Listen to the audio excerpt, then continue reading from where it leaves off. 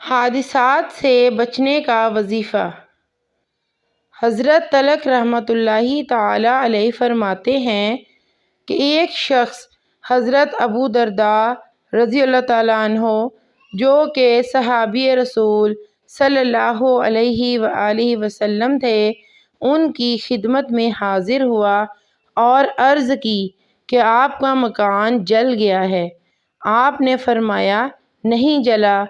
پھر ایک دوسرے شخص نے آ کر یہی اطلاع دی کہ آپ کا مکان جل گیا ہے۔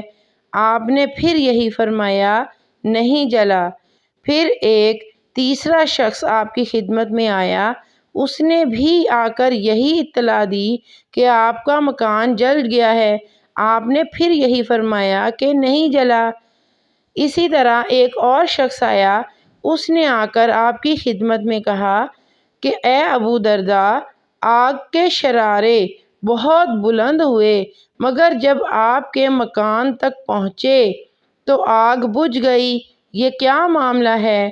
آپ نے فرمایا مجھے معلوم تھا کہ اللہ تعالیٰ ایسا نہیں کریں گے کہ میرا مکان جل جائے، کیونکہ میں نے رسول اللہ صلی اللہ علیہ وآلہ وسلم سے سنا ہے کہ جو شخص صبح کے وقت یہ کلمات پڑھ لے، شام تک اس کو کوئی بھی مصیبت نہیں پہنچے گی۔ میں نے صبح یہ کلمات پڑھے تھے، اس لیے مجھے رب تعالیٰ پر کامل یقین و ایمان تھا کہ میرا مکان نہیں جل سکتا۔ وہ کلمات یہ ہیں: اعوذ باللہ من الشیطان الرجیم،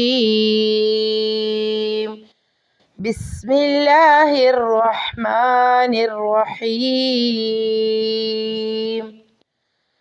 اللہم انت ربی لا الہ الا انت، علیک توکلت وانت رب العرش الکریم، ما شاء اللہ کان وما لم یشاء لم یکن، ولا حول ولا قوة الا باللہ العلی العظیم، اعلم ان اللہ علی کل شیء قدیر، وَأَنَّ اللَّهَ قَدْ أَحَاطَ بِكُلِّ شَيْءٍ عِلْمًا، اللهم إني أعوذ بك من شر نفسي ومن شر كل دابة أنت آخذ بناصيتها، إن ربي على صراط مستقیم۔